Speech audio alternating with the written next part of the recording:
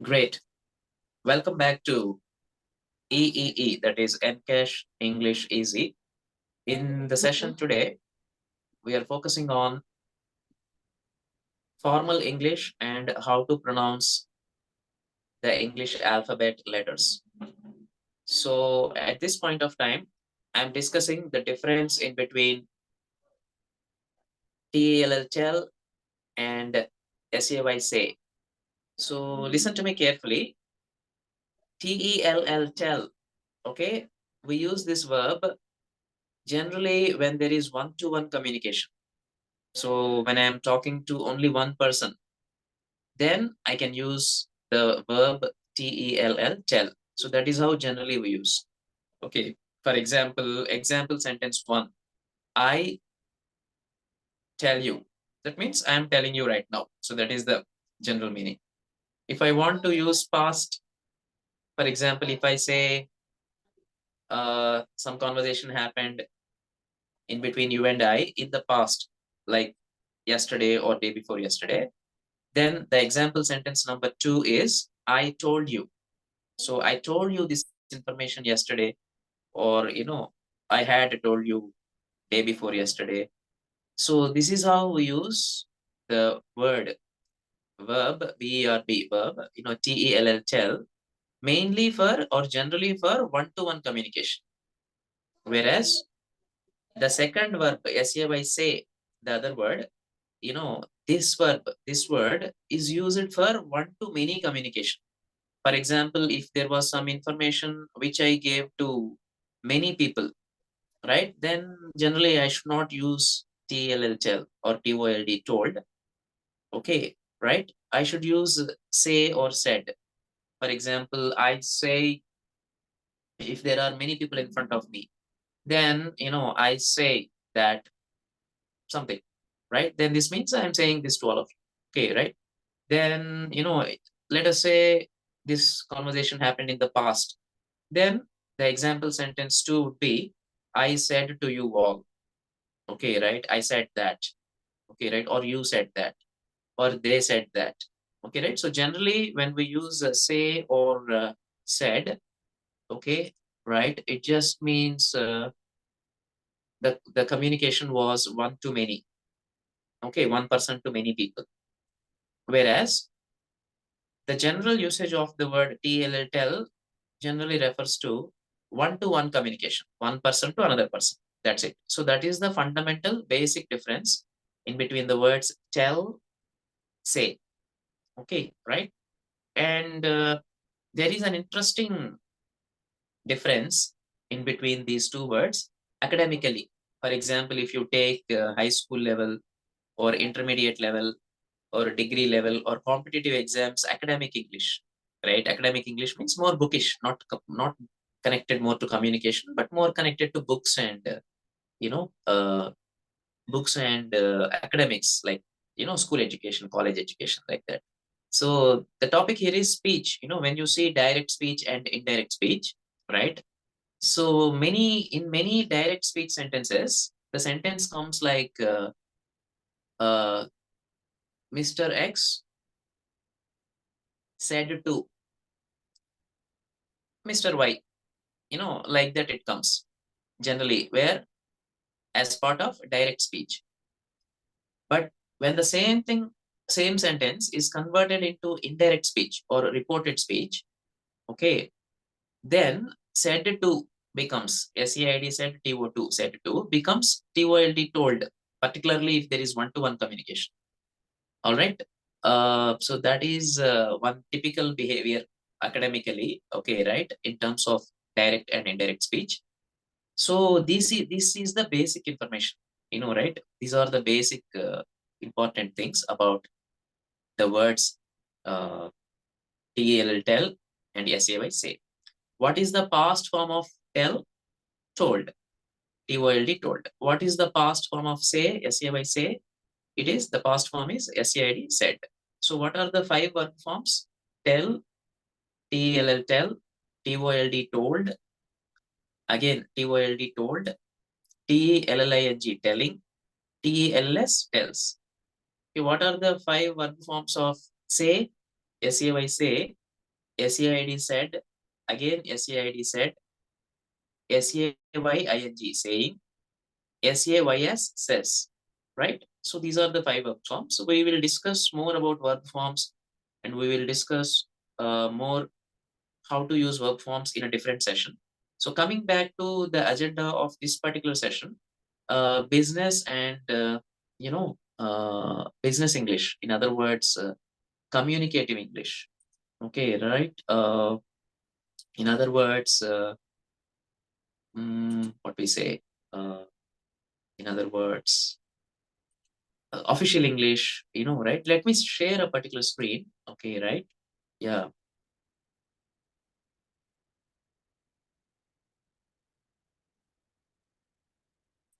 Okay, I think now the screen sharing is happening. So do you see the screen right now? Yes? Oh, great, great, great. Wonderful. Thank you very much. Nirmala garu, thank you. And now, okay, so here we are. Okay, on the screen, we have formal and casual English, right? And this presentation helps you to use correct formal and correct casual English. Okay. So now, what is formal English? What are the characteristics or what are the features? See, generally, formal English would be very polite. In Telugu, Maryadakaramaina. Okay. That is the first point, first feature. What more? Formal English is more official. The word official relates to the word office. The word office relates to work. So formal English is very polite and very office or work related. Okay. So that these would be the most fundamental characteristics or features of formal English. In fact, you have formal Telugu also. Every language has formal and casual versions. So English language also has formal version and Telugu, and casual version. So where do we use this formal English? Where do we have to use this? We have to use at formal places like offices, interview halls, classrooms, including online sessions like this one. Okay. And with which type of people do we need to use formal English? Right? With people like team managers, team leaders, interviewers, that means people who take interview from us, principals, right? The most important people at institutes, right? Lecturers, teachers, trainers, right? Example people with whom we use formal English. Okay, then how to use formal English? What are the common words we need to use? These words are also called magic words. Okay, right? So the first word is, so what is the first word, please? Anyone? Sarita Garu, are you listening? The first word is please. Yeah, please. Please is a very powerful word, and that's why it's called a magic word. It also comes under formal English. So example, please read this slide. Okay, not at the cost of not listening to me, but while listening to me, please go through this slide. The second magic word is thank you. Okay, right? Thank you is also very powerful. It's a magic word. These are extremely powerful, very simple, very powerful, and very magical words. Of course, formal English words. So thank you. Okay, so how to use thank you very effectively? Thank you for reason, right? Do you see the example here? Thank you for reading this slide. Thank you for listening to me. So if you just say thanks, that comes under casual English, not formal English. Okay. So to make it sound formal, to make it sound very polite, to make it sound official and business related or work related, you need the best way to say thank you is thank you for the reason. For example, thank you for listening to me. Thank you for making use of this session. Thank you for learning. Like that. Okay. What is the third magic word or formal English word? May. Yeah, here generally the first letter is capital here.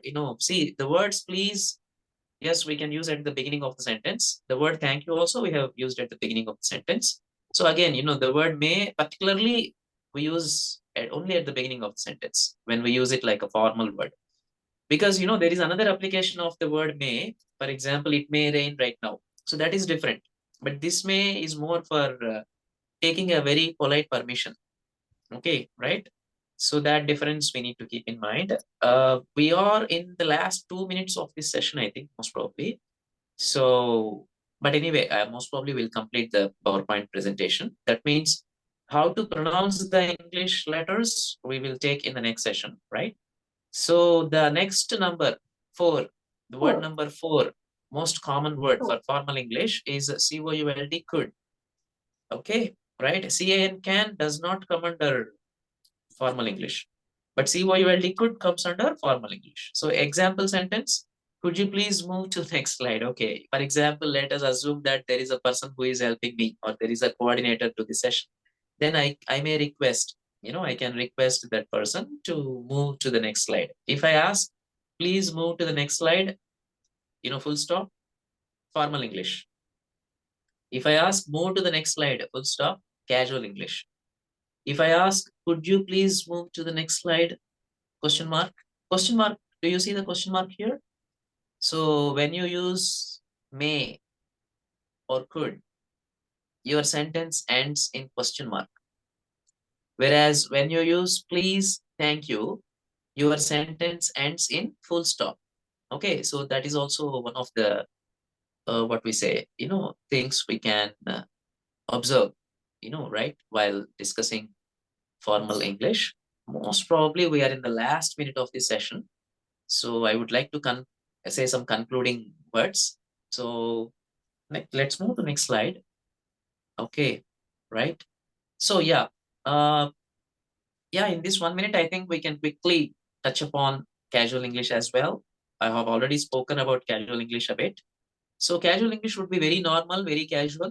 Okay, including normal words, very casual words like a can, shall. Okay, it would be more personal. Business English is more business friendly. Formal English is more business friendly, whereas casual English is more personal friendly.